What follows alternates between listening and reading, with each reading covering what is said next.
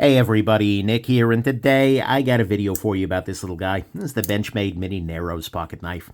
Very interesting, very conflicting, very weird. Anyways, I'm going to talk a little bit about it. So, before I go any further, I want to thank my Patreon patrons who make it possible for me to look at a knife like this and go like, yeah, sure, $600 makes sense.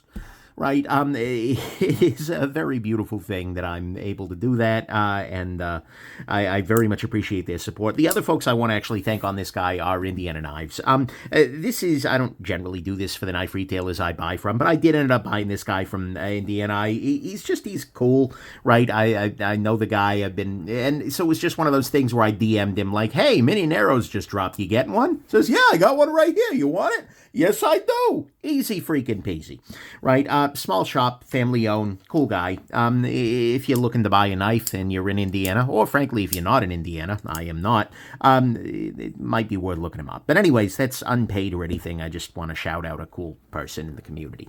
So this is Benchmade Mini Narrows. I did a full review of the Narrows, right? And so I'm going to kind of mostly just talk about what makes this mini version different. It's not just me saying the size, although I could actually.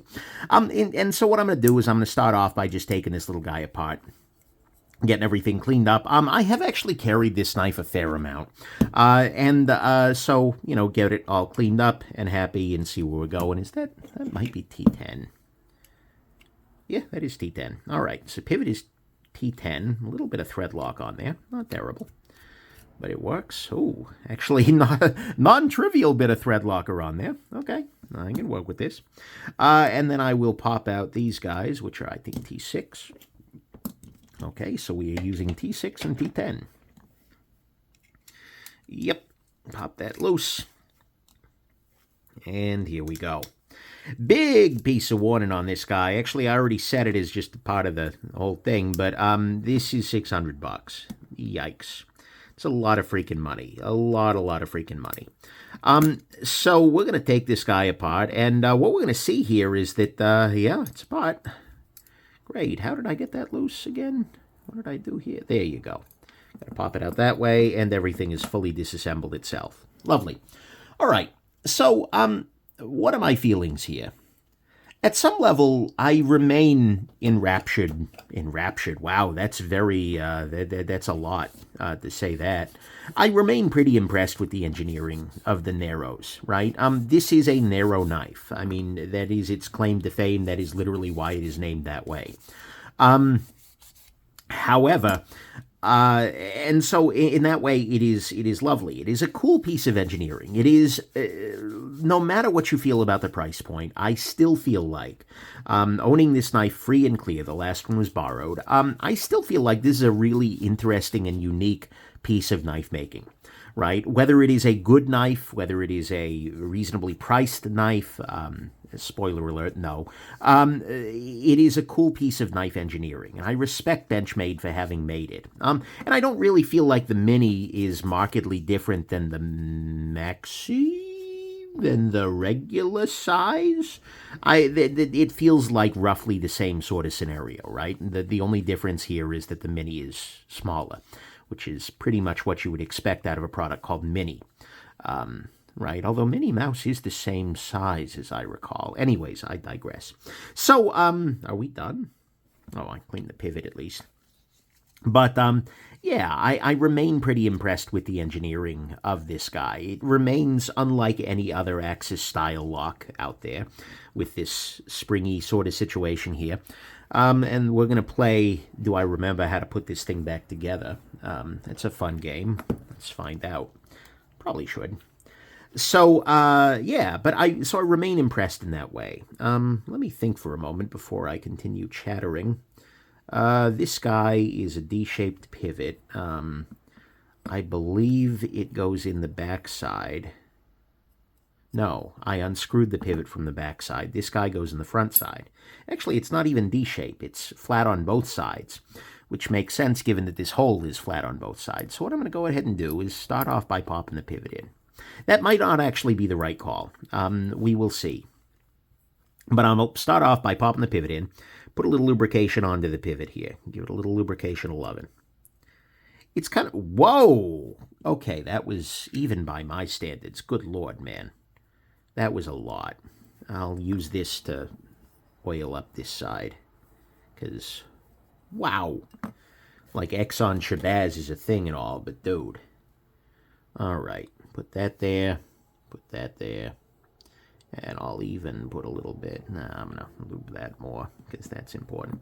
But okay, so we're going ahead and drop that through here. Put the bearing on, and I'm just going to use this little watch spring bar tool. By the way, if you're ever curious about any of the tools that I use on the channel, nickshabazz.com/tools has everything available for you to take a look at. Okay, I'm going to pop that in there.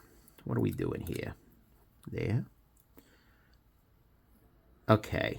I've already screwed this up, I think, because I need to have in place... Which direction does this need to go? So this is surrounding a post.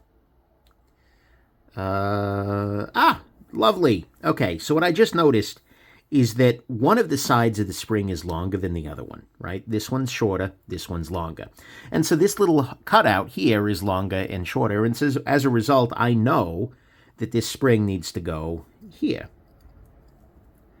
And then I believe it needs to go like this, in this orientation. And I believe that because this bail will need to fold down effectively. Okay, now what I got to do is reinstall this little bit here. And so when I do that, here I'll put a little lubrication 11 here as well as here. It's funny how I got offended at over-lubrication earlier, and now I just continue my sins. Oh, whatever. And there went my pivot. All right, cool. Thanks, pivot. Appreciate you.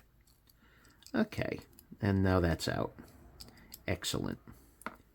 And now that's out. Okay. This is, I think, going to be an octopus disassembly, where my life is going to be substantially better, or your life certainly would be, if you are, in fact, an octopus. There we go. However, this is currently incorrect, because this spring needs to be folded down behind that sliding bar. Can I do that now? No. So I think what I need to do instead is this. I need to kind of rotate this in place. Oh. I know that once I put the other scale on, this ain't happening. And I'm going to drop this bearing in just because there might come a moment where I get this going. I think I made this look easier during the full-size Narrows disassembly. Mind you, making it look easier isn't a high bar right now. Maybe what I'll do... Okay, I'm going to try something here. You would think that I have done this before. And in fact, I provably have. There is video evidence available. But you would think that I would know what the hell I was doing at this stage in my career. But no. So I'm going to go ahead and just pop everything together here. Under the hope, the dream, the fondest desire that I should be able to pop this little bail into position post hoc. That means after the hoc, for those of you who don't speak the Latin. That's a joke. It means after the thing. Hawks are things, technically, but not that kind of hawk. All right. So, let's put that there. Use a little bit of thread locker on here. I don't know that this part's going to work. Oh boy, that blade is just a freaking menace right now. And not in the dentist sense, but the actual sense. Kids, ask your parents. But okay, so now my dream is that I should be able to position... I'm going to use this little spring bar tool here again. Okay, so now that's popped into place. I hope that if I pull this all the way forward, I might be able to push this down. I'm going to use the little forked end of this guy to kind of engage. No. That is absolutely 1000% not freaking happening. Okay. So, that didn't work.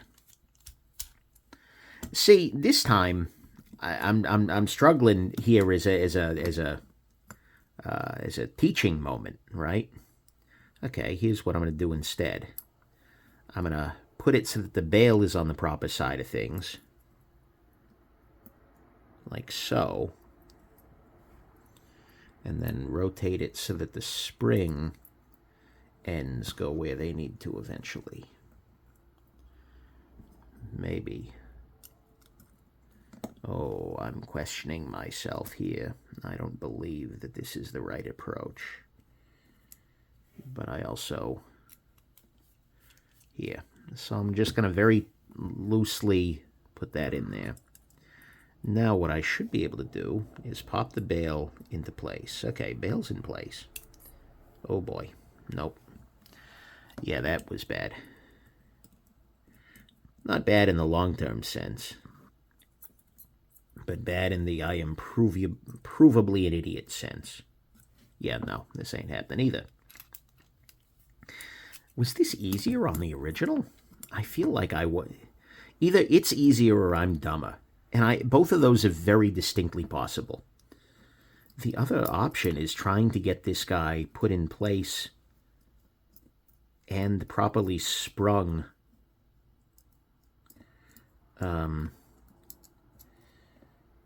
before I put the scale on. And oh boy. Here I thought this was going to be a quick video. Why am I struggling here? Probably because I'm not a brilliant man. All right. Nope. Okay, what am I doing next here? I want this to be in its most forward position, so that feels like maybe this. Okay. Now, I need... Come on. I need this guy to go in there. Good.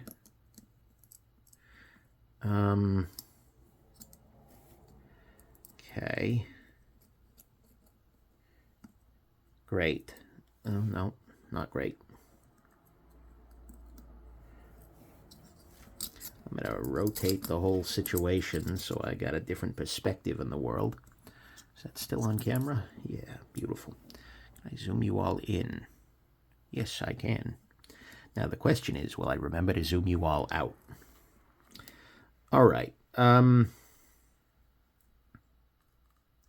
This side. This needs to go... this direction, but with this spring down underneath the tab. So I need to put it in like this. Am I smarter to do this on the long side first? No, because then...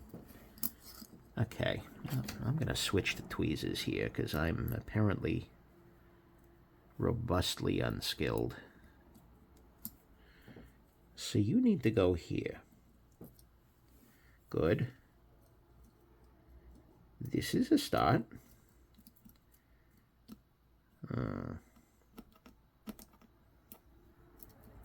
Now. Ow, now the thing's in the wrong position. The chances of this going flying across the room are incredibly high, just so you know. When it happens, you can laugh. I won't be, but you sure can. Is there a way I can use this little guy? Okay. Here's another approach. This might be better. Can I do this integral style? So what I'm recommending here, what I'm thinking, is I will put this guy in without a blade in place.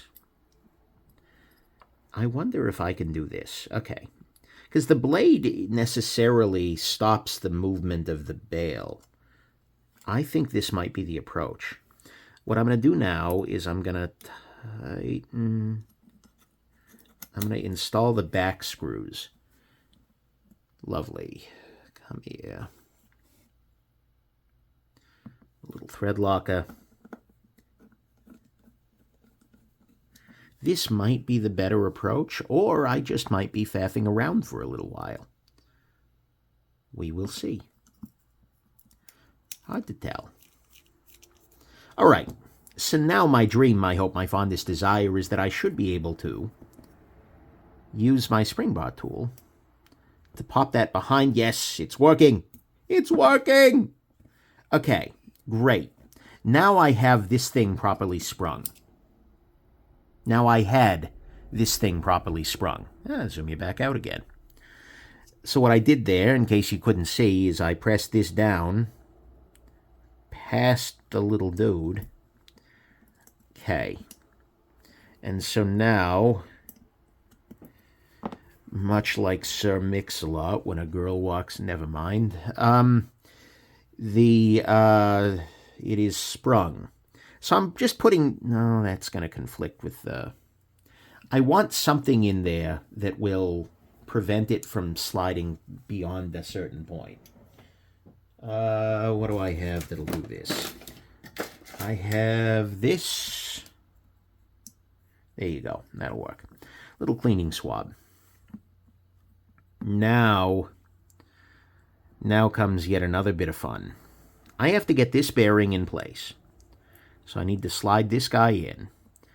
Yeah, this is the correct approach, I think, for this guy. Maybe that's what I did for the original one. Maybe that was the smart approach. Now that I've got that bearing installed, I can slide this blade and the other bearing in place. Oh, I feel very dangerous right now. Oh, I feel very dangerous right now. Adults do not try this at home. This is D-shaped, so I need to get this in the right orientation. Okay. No, that ain't happening for me. So what I'm going to do instead is install the pivot a little bit. Okay, so pivot is installed in the proper orientation. Now what I'm going to do is let its natural tendency to fall out happen. And then I'm going to push it back through. And in order to get this to flip through, I might need to pull back on the axis lock. Oh, great, my safety thing is out. And now I need to kind of, that's pushed all the way over. I just kind of need to rock. Hey, we're in. Oh my God, we're in. Okay, now if that pivot comes out, I am hosed. And not just like a little bit. Okay. Did it work? Yes, it worked. Wow. Action's way better. Okay, that was a bit of a nail biter. I'm going to be honest with you here. That was intense. All right, we just narrowly escaped this guy. Okay, so we finally figured it out. The proper approach, the thing that changed everything, was the realization that I can't assemble the spring and axis sort of assembly with the knife blade installed. Once I changed that, then everything worked. Now that we've done all that and went through that little odyssey together, what do I think of the knife? So, okay, $600. Oh, Benchmade, you're killing me over here. Right, and the thing is, $600, sure, it's impressive engineering. Not so much more money, right? This is from a very small maker, also made in the USA, but aggressively perfect. This is the Koenig Knives Mini Arius. I'll say it like a normal person. Koenig Knives Mini Arius. There you go. Somebody once posted on Reddit, what's a Koenig Arius? Yeah, anyways, I digress. But this is about the same price and is way, way better. So Benchmade, whoever's doing your pricing, I applaud their optimism. Having that kind of optimism in late 2024 is a really interesting vibe. But also, no, you need to work on the pricing. That's a little wild, right? So the pricing is completely freaking out to lunch. It also, unfortunately, was very dull out of the box. When this guy arrived, it was not particularly sharp. I needed to strop it up. Actually, no, I'm sorry. This one I actually needed to hone up first in order to get it to a carryable level. That is just not acceptable for a $600 knife. Absolutely not. The other big issue with this guy are the ergonomics. And this is different from the big guy, right? I have relatively small hands, right? I'll do a size comparison real quick. Here it is against your Spyderco Delica. I know I'm all out of order here. This guy is actually a little bit smaller than your Delica here, but not by a huge margin. And here it is against your Rat 2, and of course your Parrot 2. Yeah. So anyways, I digress. This guy is not incredible in the hand for one big reason. And that reason is this part here. This is a thing that Benchmade probably should have reconsidered when they redesigned this knife. And I understand why it's here, right? It's here so that this looks like a cohesive thing when it's closed, right? It sticks up in that way. But the problem is, for my relatively small hands, I only manage a 3-finger grip, and I am sliding off it just a little bit as I am carrying the knife, right? It wants to kind of slide forward, so I really get 2.5 or 3 fingers with this, maybe the pinky across the top. And then, while I'm gripping it that way, this pocket clip is kind of digging into my hand, right? This is not a very ergonomic knife in the hand, right? Even for somebody with relatively small hands who likes relatively small knives, ergonomically, this leaves a lot to be desired, and it is almost entirely because of this hump here. If they had taken this hump down, if they'd rounded it off, or if they'd added a little bit of a, actually, they really couldn't have added a little bit of a sweat, or kind of ricasso down here at the bottom, right? Because on the Delica, you can choke up a little bit if you want to and get on the other side of that with a finger. This one, you really can't. If they'd made this bigger, there were a bunch of ways they could have fixed it, but they sure didn't. And as a result, though, this is really not great in the hand. It is okay for cutting, and you can put your finger on there, but like that's as comfortable as it looks. This is a knife that is really, really just not great in the hand. I'm going to be honest with you. The regular size narrows ergonomically is way better. And so if you do not need this smaller blade length, and where's my my ruler here? This is a very, very small blade length. We're coming in under 3 inches. If you don't need that, legally speaking, the ergos of the full size will be better. And so you might be thinking, Nick, it's $600. It was dull out of the box, and it has the ergonomics of a pineapple. No, actually, I'm going to go with that. That's not so far off. Maybe a pine cone, right? This is more grippable. Anyways, I digress. Still, that's not a strong endorsement of the ergos. Why have you not just yeeted this into the abyss? Well, $600, and I don't have money to eat anything worth $600 into the abyss. But here's the other thing. The other side of this knife's duality is that this is so nice to carry. Oh my God. Right? Because look at this guy. The height of it, the size of it, the narrowness of it is amazing. If we compare this to your Spyderco Delica here, what we're going to see is that size-wise, it's smaller than your Delica, right? For about the same sharpened blade length, right? There's a little bit less tail sticking up here. It's got a very deep carry clip. So the only part of this sticking up above your pocket is this guy here. Thickness-wise, this guy is ridiculously thin. It is wildly thin. Does this guy fit inside the handle of the Parrot 2? Not quite, but it's close, right? This guy is a ridiculously thin knife in the pocket, right? It carries so very, very, very small, right? And then weight-wise, it is freaking tiny, right? This thing is absolutely small. We are looking at 1.96 ounces at this dimensionality with this deep carry clip for 3 inches of blade. That's impressive. And so ultimately, I find myself in this weird duality. Like the pricing is out to lunch. Like Benchmade, no. No, absolutely not. No. Sorry, guys. However, and you need to do better on that sharpening regardless, and frankly the ergo. But anyways, however, this carries so very, very well that at one level, I still care about the price. The price is not okay. That you have to have a weird relationship with money for this to make sense. But the carry of this guy is so tiny. It is so petite, if you will, that I still carry it. Even though, when you open it up, every time I open it up and use this, I'm like, oh, that's kind of a shame. Oh, man, I wish they'd done that better. Every time I use this, I feel like, wow, ergonomic missed opportunity. If I were fancier, I'd just myself and make this a hell of a lot of a better knife.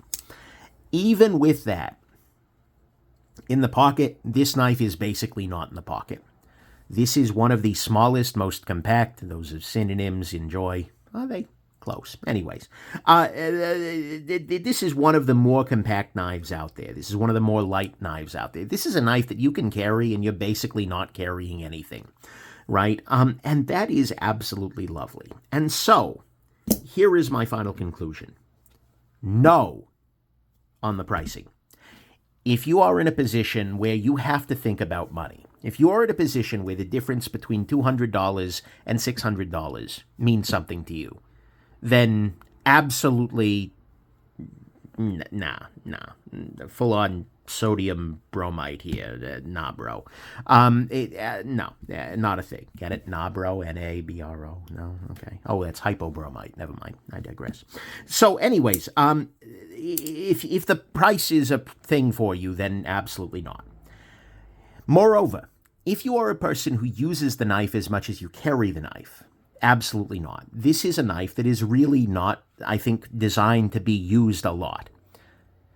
If you are a person, though, who wants to carry a knife, wants it to be a good knife, wants it to be nicely engineered, designed, etc., and wants it to carry as unobtrusively as it possibly can, you want a knife that is just barely in your pocket, even when it is in your pocket, and you're willing to sacrifice a little bit of comfort when you're using it as a knife, and you're willing to sacrifice, about $400, maybe $300. Let's be fair here. Then maybe, just maybe. But that's kind of where I land with it, right?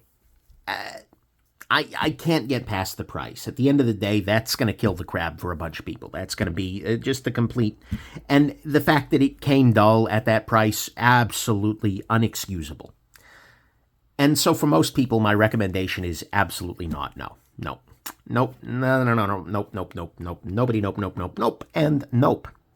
However, as I said, there are a very, very few people for whom this might be ideal. Somebody who needs tiny, who needs thin, who needs light, and who needs that more than they need money and more than they need comfort than when they're using it. This is remarkable. For that particular use case, that's exactly what this is. Bigger question, is this sticking around? I've already spent the money. Sunk freaking cost at this stage. Is this a knife that's going to stay in my collection? I'm not sure. This sounds really dumb, right? You might be thinking, Nick, oh my God, what's going on here? Thing is, though, from my perspective, actually, it's cool engineering, right? It's so pocketed. It is so light. It is so thin. It is using a version of the axis lock that is pretty unattested, right? It is so easy to carry that there are very specific days where this might make sense. Right? If you're wearing yoga pants a lot, by the way, that's not those specific days for me. I don't wear yoga pants.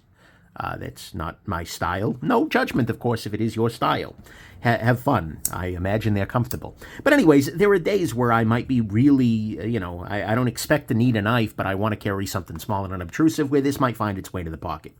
But for me, in many ways, the reason that this sticks around, if it does, and it's not a guarantee that it will, but the reason it might stick around is simply the engineering, is simply that I respect the way that this was done. I respect the approach here. And, the full size was great, but it's also a little big for my taste. So, in a lot of ways, this is probably a knife that, if it sticks around, will stick around only because I'm a gear reviewer and because... For me, salience and interestingness and things like that matter a lot more than some of your daily cutting concerns. But for most people, no, probably not. This is not going to be the right choice for you. So anyways, there you go. I hope you feel my conflict here. It's a knife that is simultaneously LOL no, and, well, actually...